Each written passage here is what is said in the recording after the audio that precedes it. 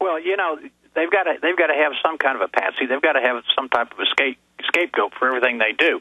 It's the old Reichstag fire deal. It's the Oklahoma City McVeigh did it deal. It's the Kennedy assassination. Oswald did it by himself deal. You know, backed by the Cubans, so we can invade Cuba. I mean, what they do is they set an objective, and then they figure out how can they get the American couch potato off the couch to support us in doing this. Because Americans are the worst ones in the world about sitting around and doing nothing until we get punched in the nose. It took Pearl Harbor to get us into World War II. It took the Lusitania to get us into World War I. So, you know, how do we wake up the American people and get them on our side to go do whatever it is we want to do? And so what they do is they come up with some type of a situation, a terrorist event, whatever, and it could be anything. I mean, we could see something in the near future. You know, we're being prepped right now with all of these different reports leaking out of Islamic terrorist types coming across the border. And I've been in contact with one of the border sheriffs down there, by the way, who they found Muslim prayer rugs, and they found backpacks, and they found Korans, and they found military patches from a commando unit in Syria inside an abandoned ranch house down there near the border where the people just gave up and left, and these people were coming across and staying there at nighttime. And the deputies drove up on this house, and they just ran off into the desert, and they didn't catch him. It was at night. But he put this out. He put it on the internet. He showed pictures of this patch, and I had someone I know who speaks Arabic and all of that, who's from that region, identified the patch. He said these are Syrian commandos that are coming over here, and they could be Hezbollah too, because they work out of Syria and Lebanon, and so they're here. Okay, we're being prepped mentally to expect some type of a jihadist attack here in this country. And let me stop you again, and then continue along that line. We're now seeing CNN, Fox, BBC saying the militias, and they're having imams that we know are CIA fronts say, we are the Muslim extremists. We're going to release 100 pounds of anthrax. We work with your militias, which is completely made up. So now they're trying to nexus and tie in the fake McVeigh types with the Muslims. Yeah, I mean, there's how many of them out there have some dupe who's working for this whatever shadow organization that's behind this whole deal that is ready to be used as a throwdown to place the blame on militias, right-wingist, Christians, whoever they fear. And they fear us. They fear Christians. They fear conservatives. They fear patriotic Americans. And that's what the MIAC report states. I mean, did you get angry when you read the Homeland Security report saying Ron Paul stickers mean you're a terrorist? Oh, yeah, and NRA stickers and all this other stuff, anything on there. And, I talked to a guy who was got stopped in New Mexico, and he got stopped simply because he had an NRA sticker in the back window of his truck, and they wanted to search his truck for guns. And he said, I'm a farmer. Yeah, I've got guns because I've got coyotes, And he says, I'm an American. I've got the Second Amendment. He says, well, you've got that extremist sticker in your back window. And he says, the NRA? I mean, that's how far it's gotten. The NRA is a constitutionally chartered organization that goes back to Teddy Roosevelt. It's very patriotic. Gun Owners of America, same thing. They're very patriotic. They want to. Well, and that's the issue. They're declaring that real Americans, who are the last line against the New World Order takeover. I mean, the point is, when we get their internal documents, they're not talking about Muslims. They're talking about us. Yeah, because we stand in the way of what they want to do, because we are the last domino. Look, Europe's gone. The UK is gone. Australia's gone. Canada's almost gone. I mean, with the gun control laws they've got up there, there's a lot of rebels up in Canada that are saying, I'm not going to do it, and come and get my guns. But what's the population? Mexico's gone.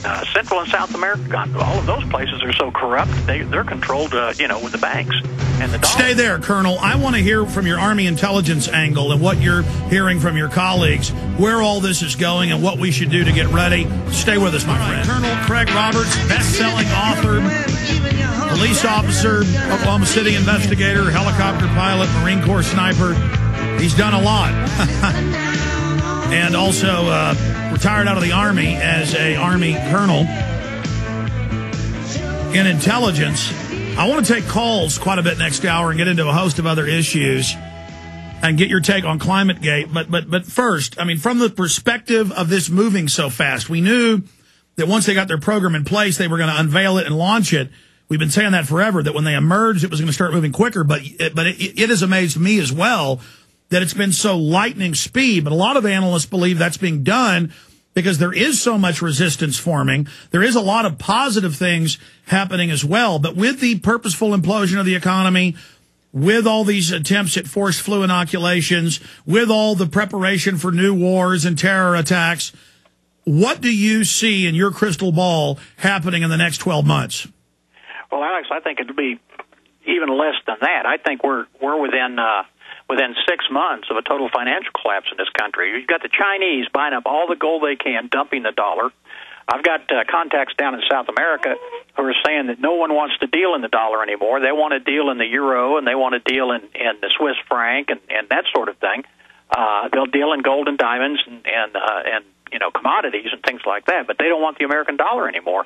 It used to be the dollar was the main currency of the entire planet. You could go anywhere, and everybody wanted it. Now everybody's trying to get rid of it. Now, when that happens, when you got somebody like Obama, who's a communist Muslim, up in Washington, spending money as fast as it can be printed, just throwing it out the window with no tracking of it. I mean, this last stimulus package where they put out a gazillion dollars out there, no one knows where it really went because it didn't trickle down. They won't say where it went on record. No. And never got down to the people who, it was supposed to help. I mean, you had all these people losing their homes that wanted to refinance at a different interest rate at lower payments, and they would stay in their homes, and they could still do that, and the mortgage companies wouldn't budge on it. Instead, they went through foreclosures. You've got the unions who supported this guy because the unions are pretty much controlled by, communist and socialist anyway, and have been, since the beginning. You've got them who voted for this guy who are now losing, the members of those unions are losing their jobs right and left. You've got Chevrolet closing down plants all over the place. You've got Chrysler closing down plants. Saturn's gone away. So what I'm getting from you, and I want you to elaborate on this, but I've never heard this from you, and I don't think it's a defeatist attitude, but I believe you're saying we've been overrun. Now you're saying batten down the hatches, get ready for basically the Red Terror? I think where we're at right now is the next thing we could see could very easily be a terrorist or a series of terrorist events in this country.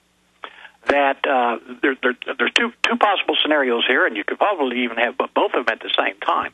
One is a financial collapse, and the other is a terrorist event. It could be a biological, it could be a nuclear, some backpack nukes that they've smuggled across the Mexican border or brought in through, Canada or whatever.